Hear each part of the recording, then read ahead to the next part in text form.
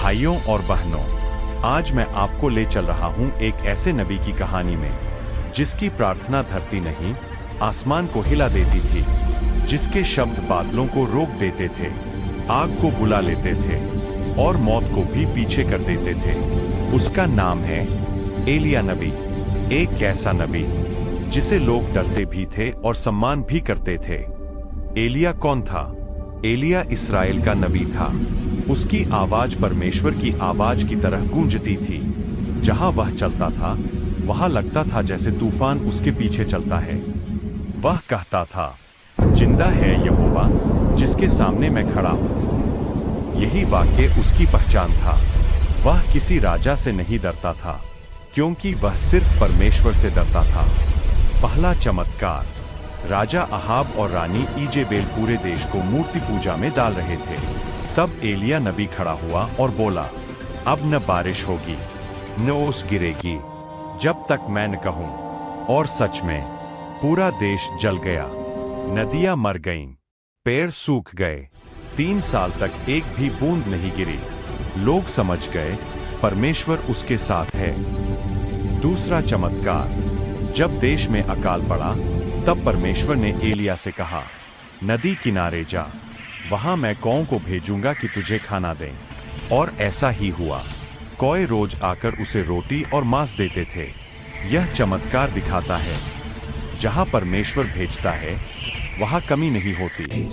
तीसरा चमत्कार, एक विधवा के घर में भोजन खत्म था। उसके पास सिर्फ एक मुट्ठी आटा और थोड़ा तेल बचा था। लेकिन एलिया ने कहा, डर मत, यहोवा कहता है, तेरा आटा घटेगा नहीं, तेरा तेल खत्म नहीं होगा। और महीनों तक आटा और तेल कभी खत्म नहीं हुआ। चौथा चमत्कार, वही विधवा का बच्चा मर गया। वह रोती हुई बोली, हे परमेश्वर के मनुष्य, ऐसा क्यों हुआ? एलिया ने बच्चे को ऊपर कमरे में ले जाकर कहा, हे यहोवा, इस बच्चे को जीवन लौटा दे। और परमेश्वर ने सुना, बच्चे ने सांस ली और जीवित हो गया। इस चमत्कार ने पूरे गांव को चौंका दिया और सब बोले, सचमुच एलिया पर। पांचवा चमत्कार, करमेल पर्वत पर 850 झूठे भविष्यद्वक्ता एक तरफ और एलिया अकेला। एलिया चिल्लाया, अगर यहोवा परमेश्वर है तो वह आग भेजेगा। उसने वेदी पर पानी भी डलवा दिया। फिर उसने प्रार्थना की, हे यहोवा, आज दिखा दे कि तू ही परमेश्वर है और मैं तेरा सेवक हूं। और अचानक आसमान फट गया। एक आग की बिजली नीचे उतरी। वेदी, लकड़ी, पत्थर, यहां तक कि मिट्टी भी जलकर राख हो गई। पूरा इस्राएल चिल्ला उठा, यहोवा ही परमेश्वर है। एलिया ने बिना तलवार उठाए पूरे देश को मूर्ति पूजा से मुक्त कर दिया। छठा चमत्कार, 3 साल बाद एलिया घुटनों पर गिरकर बोला, हे परमेश्वर, बारिश भेज।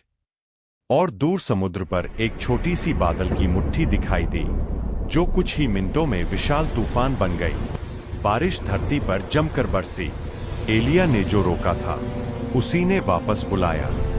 सातवां चमत्कार, राजा अहाब घोड़े के रथ पर बैठकर जा रहा था, पर जब बारिश आई एलिया को परमेश्वर की शक्ति मिली और वह रथ से भी तेज दौड़ा, कई किलोमीटर तक। आदमी नहीं, आत्मिक शक्ति का तूफान था वह। आखिरी घटना, एलिया नबी की मृत्यु नहीं हुई। परमेश्वर ने उसे एक बवंदर में उठाकर आग के रथ और आग के घोड़ों के साथ सीधे स्वर्ग ले गया। यह सम्मान किसी भी नबी को नहीं मिला। एलिया नबी धरती से नहीं मरा, वह परमेश्वर के साथ जीवित उठा लिया गया। भाइयों और बहनों, एलिया ने अपने शब्दों से तूफान रोक दिए, प्रार्थना से मृतकों को उठा दिया और विश्वास से आग आसमान से उतार दी।